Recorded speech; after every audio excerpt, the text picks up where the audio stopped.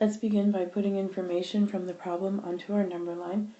We know that 27 is 30% of what number? So we can start by looking for percent of, and what comes after percent of is of what number?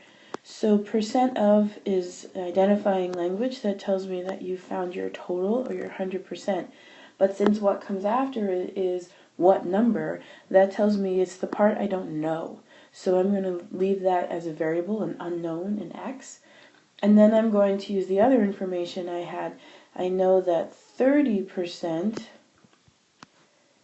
aligns with 27. So it said 27 is 30% of what number?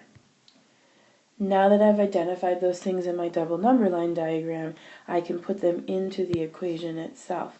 So my part will be 27, that's here, and I know that it's equal to the 30%. So I'm going to write 30% in its decimal form, 0.3 or 0.30, and then I'll multiply it by my whole or total, which is x. So that gives me my equation.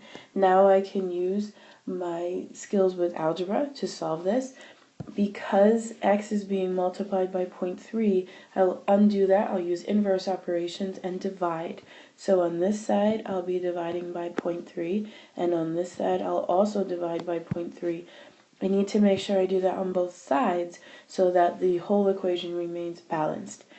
0.3 divided by 0.3 is 1, which is exactly what I'm hoping for. So I'll have 1 positive x.